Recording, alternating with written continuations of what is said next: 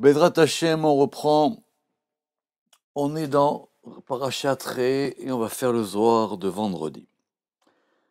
Alors, si vous vous rappelez, on avait parlé du Zivug, de l'union qui a le Shabbat et qui dépend d'un esprit, d'un roi supérieur qu'on reçoit en ce jour-là. Et ça, c'était lié à ceux qui connaissent ce secret-là de Shabbat, qui s'appelle les Chachamim, ceux qui connaissent les rasés de Shabbat, ou aussi les mystères du Shabbat, ou qui connaissent les mystères de la sagesse. Vechad inun chakimin, et lorsque c'est sage, dont on vient de parler, yadvin be'aou rucha kadisha, il s'assoit dans cet esprit saint. Ça veut dire quoi? Alors, le Matok Midvash, il dit que quand cet esprit, ce roi demeure sur eux, marqué Yadvin, il s'assoit dans cet esprit, ça veut dire que cet esprit est sur eux, ils sont assis à l'intérieur de lui. Rucha il a un esprit supérieur. Ba'an les Shamshar Sayou. Alors à ce moment-là, ils doivent servir leur couche, c'est le moment idéal, d'après le Zohar, pour les relations sexuelles. Pourquoi? Parce qu'à ce moment-là, évidemment, si vous vous rappelez du cours de la semaine dernière, on parle du moment de Chatzot, de la nuit du Shabbat. C'est-à-dire le moment du milieu de la nuit de Shabbat, parce que c'est ce moment-là qui est le moment où il y a le plus d'éléments qui sont en force, voir la discussion qu'on a vue la semaine dernière à ce propos-là. Et ce rouar, cet esprit, notez qu'effectivement, en général, on parle d'âme supplémentaire pour Shabbat, on parle de Neshama Yetira, mais le Zohar, il va parler des fois de Neshama Yetira, et des fois, il va parler de rouar. Donc ça, c'est pas aussi évident à comprendre. Des Aï rouar, Amshir abattre les tata, parce que cet esprit qui descend, le Shabbat, sur les hommes, Amshir abattre, il attire après lui, ou il attire avec lui en bas, les tata, Kol inun nishmatin kadishin, toutes ces âmes saintes. Ça veut dire quoi? Il amène avec lui des âmes qui proviennent du monde de la Hatzilut, du plus haut des mondes, du monde de l'émanation.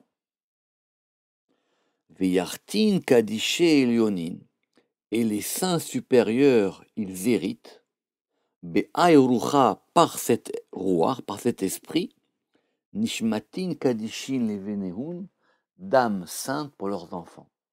Voilà le sod maintenant, que le Zohar nous explique.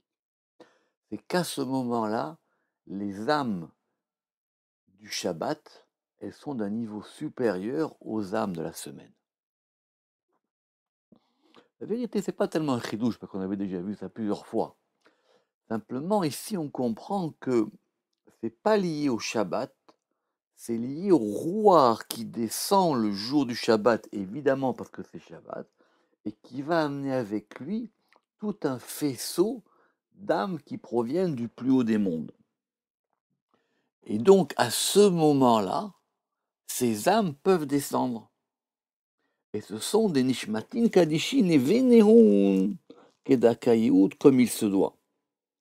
Ramak il dit, c'est quoi ces neshamot là? Qu'est-ce qu'elles ont? Ce sont des âmes où la part du bien est prédominante. Ce sont des âmes où il y a plus de bien que dans les autres âmes. Kivan de ayrucha shara al-alma. Alors, puisque cet esprit maintenant, il est dans le monde, il est là. Donc, si quelqu'un à ce moment-là, il a une union, il attirera ses âmes. Mais cet esprit il est dans le monde. Kivan de ayrucha shara al-alma. Kol ruchin bishin vechol mekatregin bishin istalaku me'alma. Il fait que de lui-même, tous les mauvais esprits et tous les mauvais accusateurs sont enlevés du monde. Istalaku même, ça veut dire que ils s'éloignent du monde, ils s'en vont, ils sont plus là. Ce rouar de Shabbat, il enlève tout le mal du monde. Vela ba'inan et salha al netura. Et on ne doit pas prier pour la protection. On lit la phrase Berin de Israël, parce que Israël, ils sont protégés, Inu netirin be'aurucha, ils sont protégés par cet esprit. De quoi on parle? Normalement, chaque jour de la semaine, surtout quand vient la nuit, on a une bracha dans Ashkivenu où on demande d'être protégé. On demande puisque la nuit est là, on demande d'être protégé. On demande que Dieu nous protège. Après le schéma Israël et avant la Hamida, c'est la dernière bénédiction. Le Shabbat, cette bénédiction-là, elle change. On ne dit pas que Shomer est amo Israël, qu'on demande à Dieu de nous protéger. On lui dit qu'il étende sur nous sa tente de paix. C'est ça qu'ici dont le Zohar parle. La ba'inan le tzalhal netura, berin de Israël, inu netirin be'orucha. Et donc, on ne doit pas prier pour la protection.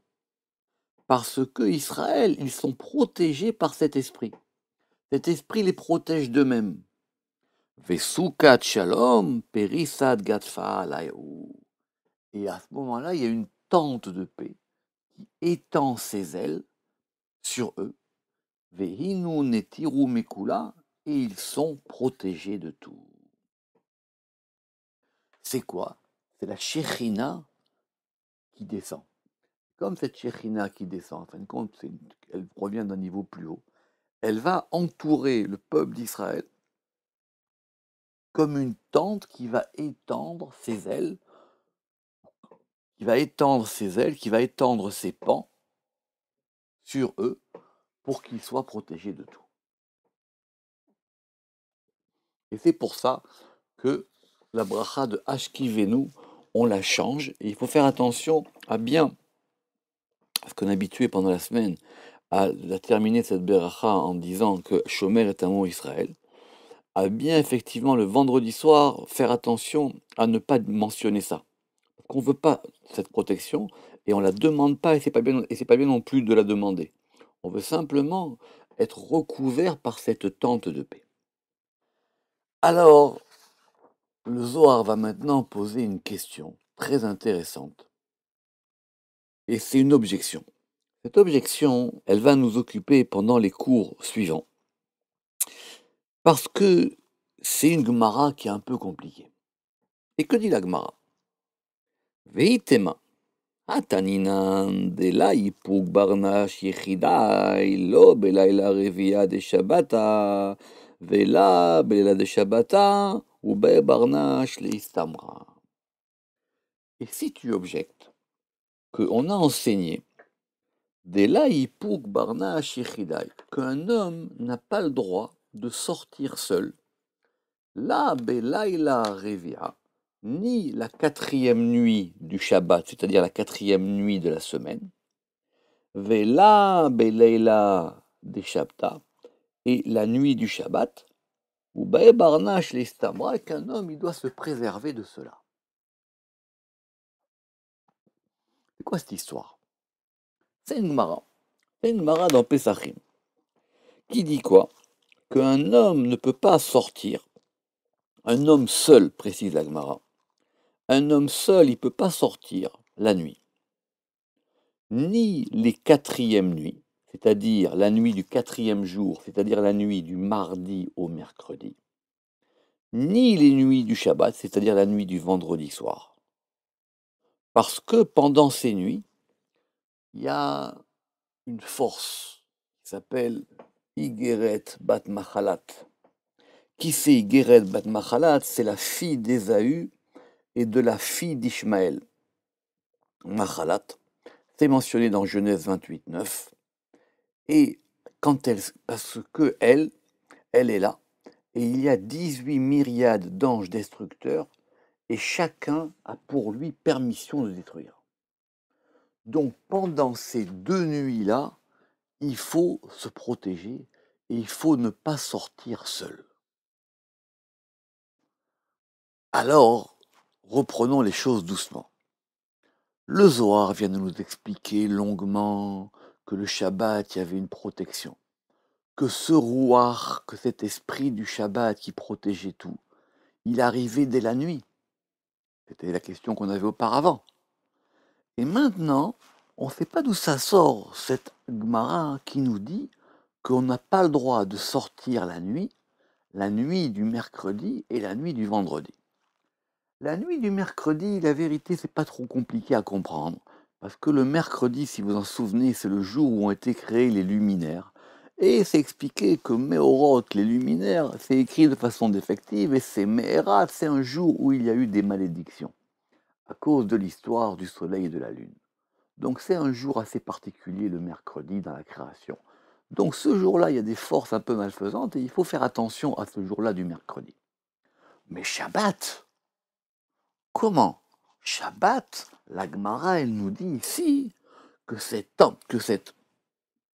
on va pas la nommer encore une fois, elle est là, et elle a avec elle 18 myriades d'anges destructeurs qui peuvent faire du mal au monde pendant Shabbat. Et en plus le Zohar vient de nous dire que non, pas du tout, le Shabbat était le jour de la protection et qu'on ne demandait même pas à prier pour la protection. Veha Maran, des Béléa de Shabbatan et tiré Bene Benasha Mikol Mekatregin de Alma. Et voici qu'on vient de dire que pendant la nuit du Shabbat, les hommes sont protégés de tout, de tous les accusations du monde. Vela, Baïna, Nesala, Netora, et qu'en plus ils ne doivent pas prier pour leur protection. Alors comment on sort de cette histoire-là? Comprenez, c'est intéressant parce que c'est le Zohar qui vient ici considérer un élément du Talmud et qui veut le confronter à une cohérence par rapport à la protection du Shabbat. Évidemment, on va étudier ça, on aura la réponse dans les cours prochains de Zohar Chok l'Israël de vendredi. Que la protection du Shabbat soit sur vous tous. Shabbat Shalom.